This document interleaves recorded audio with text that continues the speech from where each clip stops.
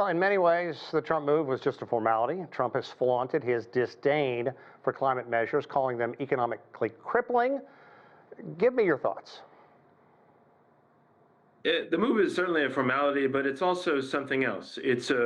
Exposes the U.S. to security challenges, particularly from China, that controls approximately 90% of the renewable energy supply chain. It also goes against really not just states like California and some states that you would assume are pushing climate policies ahead, but it goes against a larger alliance of states. There is a bipartisan alliance of states representing almost half the governors and more than 50% of the U.S. population and almost 2/3 of the entire economy that are surging forward on renewable energy deployment and development and trying to get out ahead of the climate crisis as it unfolds in this country. And it has implications not just domestically with the United States, but really global implications as well. And Michael, really, the U.S. is the only major denier globally, one of perhaps a handful of deniers anyhow. So what does this do to the U.S. reputation globally? And why would any nation concerned about trying to get a grip on climate change engage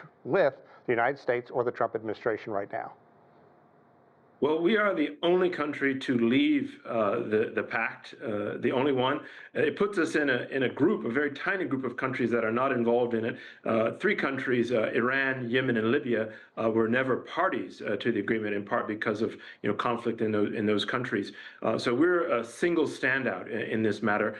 You'd have to talk to the White House as to why they're doing this. It goes against economic sense and certainly science as well as political sense. Right now, we're in a world where we've seen the largest investments in fossil fuel in the history of, or rather the largest investments in renewable energy, pardon me, in the history of humanity. Last year, we're looking at more than $2 trillion invested in renewable energy. That outpaces all of oil and gas investments combined. And that trend is actually building on the previous year, where we've also seen a decline in investments, the first year-on-year decline in investments in renewable, in fossil fuels rather, since COVID. So basically, fossil fuel investments are going down, renewable energy is going up.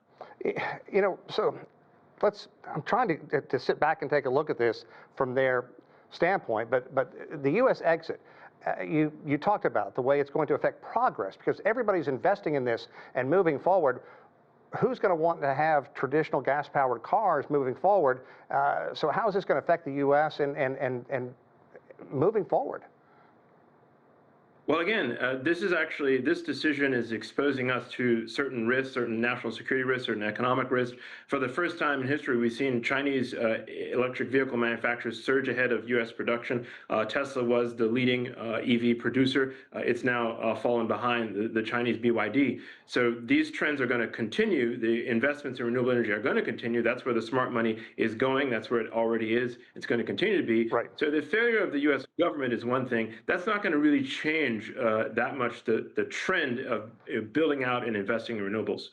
So developing nations as well, because the U.S., obviously with its strong economy, has been one of the nations that had pledged money to help these nations develop in a more environmentally sensitive fashion. What is it going to do to that moving forward? So development assistance is certainly going to be hampered.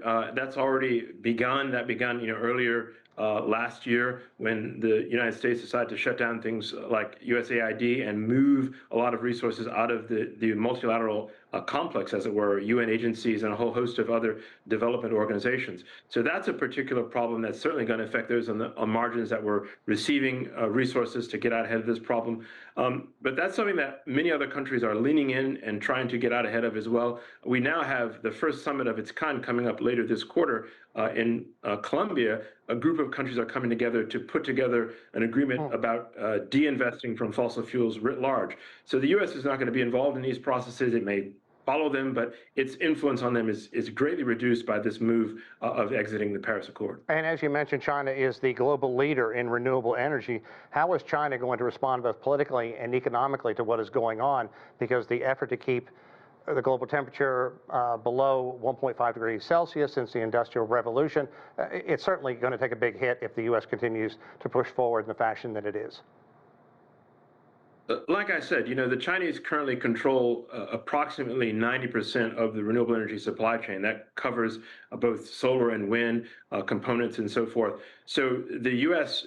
Walking away from these agreements exposes itself, creates a certain national both security risk as well as economic risk, given the Chinese, essentially almost monopolistic position in the renewable supply chain. That's something that's going to be a growing concern and is a concern for renewable industry, companies and so forth.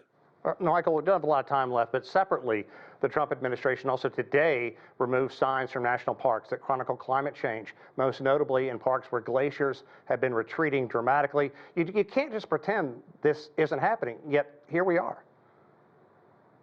You certainly can't pretend this isn't happening. The upside, if there is any, is that renewable energy investments are growing. They've been growing year on year. Last year is the first time in human history they were above $2 trillion. It looks like we're going to see a repeat of that this year and probably more. And so that's a positive thing in spite of I think it's fair to call them shenanigans that we're seeing out of Washington. Okay, Michael K. Dorsey, always a pleasure. Thanks for your insight. Thank you.